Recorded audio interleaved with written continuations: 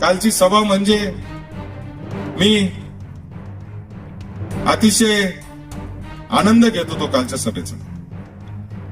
इथं काल सांगितलं की एकनाथ शिंदे साहेबांना सांगितलं की तुम्ही संगमनेर नाशिक पुणे रेल्वे संगमनेरहून गेली पाहिजे. थोरात साहेब मंत्री होते, सर्वे झाला, नाशिक पुणे रेल्वेचा सर्वे झाला, सिन्नर संगमनेर नारायणगाव खेड मंचर चाकण करत संगमनेर पुण्याला ती रेल्वे जाणार होती. हाय स्पीडची रेल्वे होती.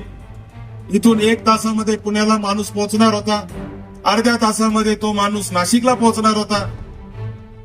भूसंपादनाची प्रक्रिया झाली, 300 कोटी रुपये मंजूर झाले, 300 कोटी रुपये दिले शेतकऱ्यांना. आजही संगमनेर तालुक्यातल्या अनेक शेतकऱ्यांच्या सातबाऱ्यावर नाशिक पुणे रेल्वेचं इतर हक्कामध्ये नाव आहे. मग नंतर अचानक तो रेल्वे मार्ग शिर्डी मार्गे गेला. शिंदे साहेबांनी काल सांगितलं की त्या कामासाठी आम्ही आदरणीय पंतप्रधान मोदीजी किंवा अमित शहा साहेबांना भेटणार आणि हा संगमनेर मार्गेच झाला पाहिजे आणि विनंती करणार. साहेब, हा प्रश्न मोदी साहेबांना किंवा अमित शहा साहेबांना भेटण्याची आवश्यकता नाही. यासाठी फक्त आमच्या शेजारच्यांना समजून सांगणं गरजेचं आहे का तो संगमनेरहून गेला पाहिजे. कारण तो रस्ता, ती रेल्वे हे त्यांनी पळवलेली आहे आणि त्यांनी ती शिर्डीला नेलेली आहे. मोदी साहेबांनी नाही नेली ती. आणि म्हणून या नाशिक पुणे रेल्वेसाठी मी जेव्हा घरामध्ये आज जवळजवळ मी 5-6 हजार घरांमध्ये संगमनेर शहरात गेलो असेल. आई वडील एकटे राहत आहेत, मुलं पुण्याला नाशिकला मुंबईला बँगलोरला कलकत्त्याला कुठं हैदराबादला नोकरी करतायत.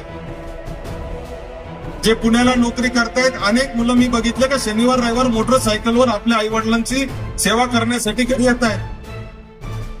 जर ही रेल्वे झाली तर त्यांना 1 तासामध्ये जर जायला यायला जमलं तर ते मुलं आई वडिलांकडे राहू शकतात आणि पुण्यामध्ये नोकरी करू शकतात.